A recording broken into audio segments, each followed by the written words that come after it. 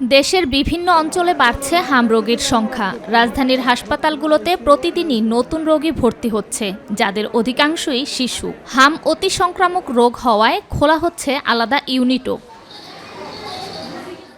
শিশুর জ্বর, কাশি, নিউমোনিয়া, শ্বাসকষ্ট, চোখ লাল হওয়া ও শরীরে ফুসকুড়ি সহ নানা উপসর্গ নিয়ে হাসপাতালে ভর্তি করছেন রোগীর স্বজনরা। শিশুদের ক্ষেত্রে ঝুঁকি বেশি হওয়ায় আতঙ্কে রয়েছেন অভিভাবকরা। নিউমোনিয়ার সাথে হাম হয়েছে, তারপর হাম হওয়ার পরে তারপর শ্বাসকষ্ট আর বেশি বাড়িয়ে গেছে।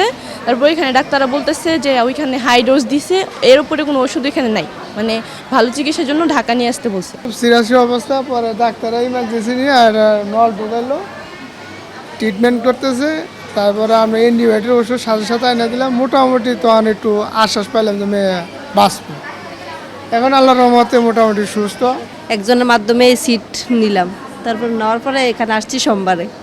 আসার পরে এখন আজকে শুক্রবার, 4 দিন ধরে এখন একটু কমছে। 2 দিন রয়েছি বেড ভাড়া দিয়ে, এরপরে আমাদের নিয়ে গেছে আইসিইউর ভিতরে রইলাম 16 দিন।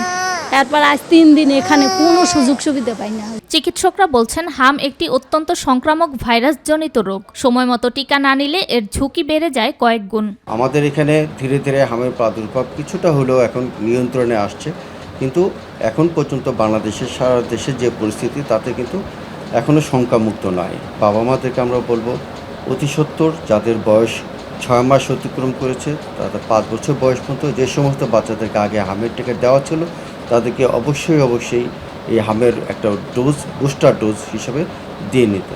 হাম প্রতিরোধযোগ্য হলেও অবহেলা আর টিকাদানে অনীহার কারণে বাড়ছে সংক্রমণ। তাই সচেতনতা বৃদ্ধি এবং সময়মতো টিকা গ্রহণই পারে এই রোগের বিস্তার রোধ করতে।